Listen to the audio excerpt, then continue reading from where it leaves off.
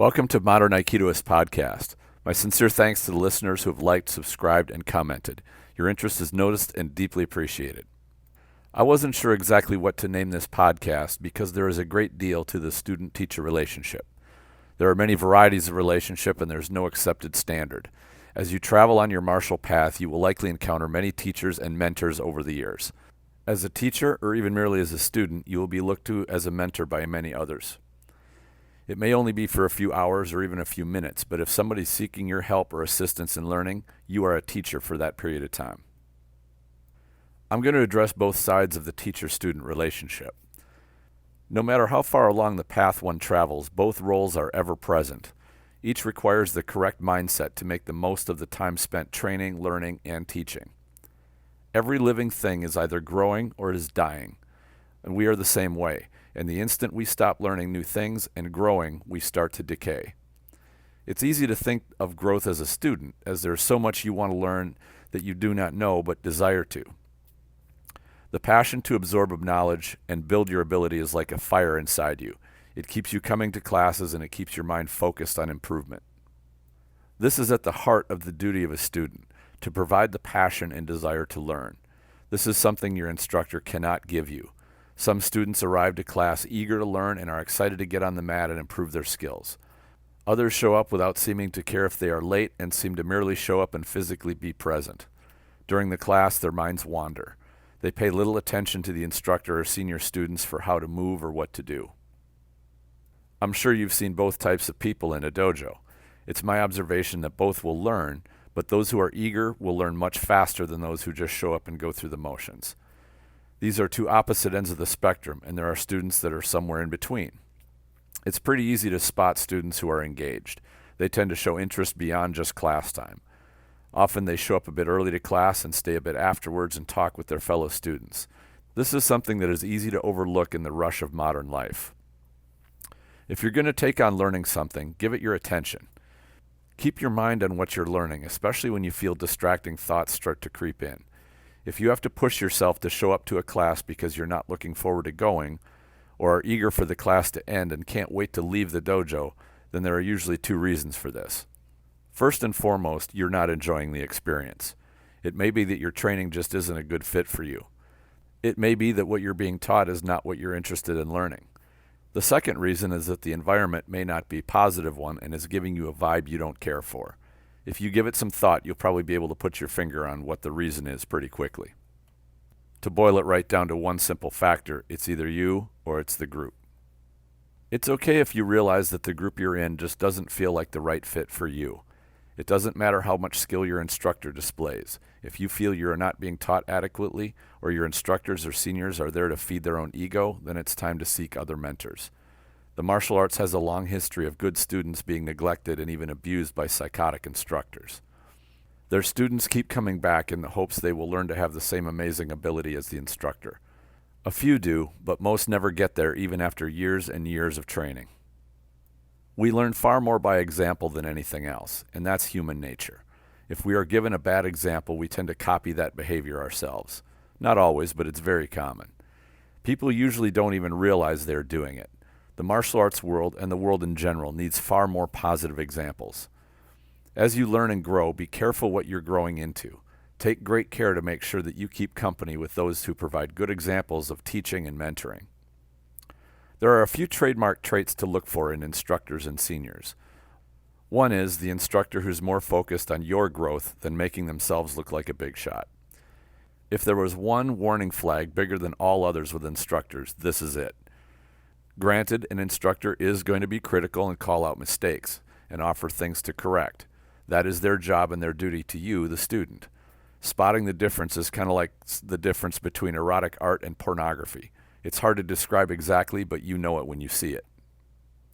A good mentor puts your learning as top priority. It's easy for senior students to fall short here, as they are not usually teaching class, but they're in class to learn themselves. Some believe their first priority is to learn and improve their own skills. In their zeal to get better themselves, they tend to overlook helping junior students with their skills. A good instructor is careful about this and will remind their seniors that their first priority should be making sure every student is getting adequate attention and instruction. Teaching and mentoring others will teach you a great deal, It's humbling at first because you will find teaching to be a whole new skill set. You might be good at your art, but teaching it effectively is another matter entirely. Your practice group will have great positive energy when students are eager to help each other. This is the direct benefit of students being invested not just in themselves, but in the health of the group. A rising tide raises all boats, and having students eager to help one another will elevate the skills of everyone in the practice group. This is where some instructors actually sabotage their own efforts. They insist that students should not guide others. This is an old-school Japanese tradition where no one in the class speaks except for the instructor. In such an environment, giving suggestions to your partner is strictly forbidden, even if you see them struggling. I believe this training model is outdated and ineffective. Of course, students should be respectful of the instructor of the class. If the instructor is nearby, ask them politely to come and help.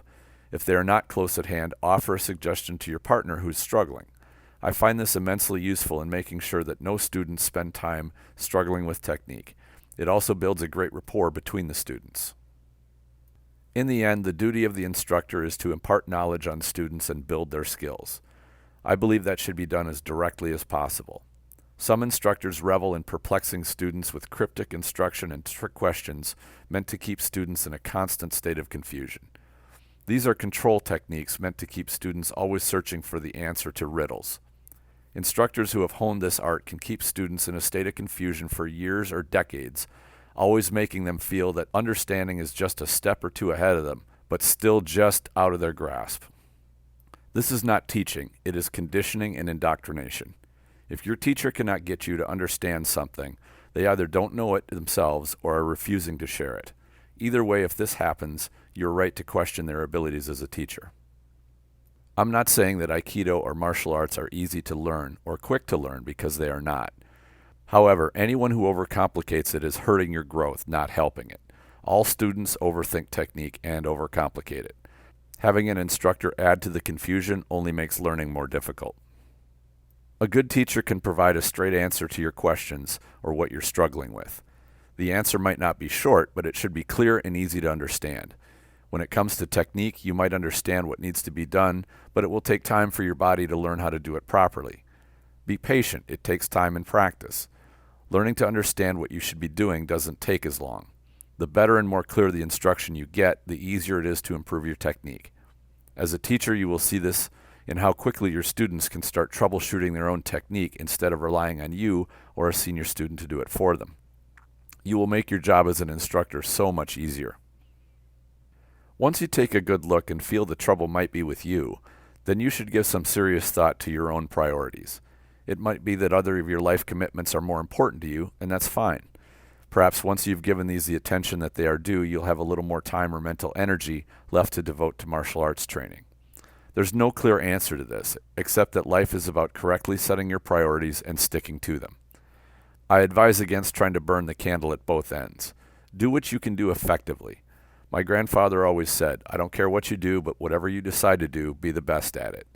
Even if you merely enjoy martial arts training without feeling the need to be best at it, at very least, don't take on training half-heartedly. You will get out of the training what you put into it and no more. If there was one single concept that describes the duties of a student, this would be it. Never expect to make big gains on small commitments. In life, we don't find time, we make time. If you make time to go to class, make sure your mind and your passion are there too. Merely having your body present isn't enough. If the stresses and worries of the day are on your mind, learn to clear them to take on your training. I've found that the mat is a meditation for me, and there's no greater meditation than being uke. If your attention strays for even a moment, you can miss a roll or fall and get banged up pretty quickly. You will learn to wield your focus on what is at hand and not let your mind dwell on things which are not priority for that moment. I'll add one thing to that. Don't think of your training only when you step on the mat and then abandon it when you step off the mat, like a factory worker punching in and out of work. Let your mind absorb the lessons on the mat and see the connections of how these lessons relate to your everyday life. This is one of the things I find so fascinating about Aikido and why it feels to me like a way of strategy. If you're quick to shut off learning because you're not doing technique, you will miss a great deal of Aikido. As you walk your path, always have your priority on being a good student and being a good teacher. You may have to switch hats in the blink of an eye to help someone. Be gracious and be ready to switch from teacher to student. I've found that my students have taught me a great deal, which I would have missed had I not been open to it. I'll leave you with a concept which applies to all learning, whether it be by students or teachers. Imagine a spectrum. On one side of the spectrum is a person whose mind is so open that they believe everything they are told at face value. Their mind is open, but they don't filter what is shared with them. These people are easily led into believing things which are not true, and obviously this is a bad thing. On the other end of the spectrum is the ultimate skeptic. They believe nothing they are told and spend enormous mental energy finding reasons to reject everything they are told or shown. Again, that's a bad thing. A good student is one who can balance these two extremes.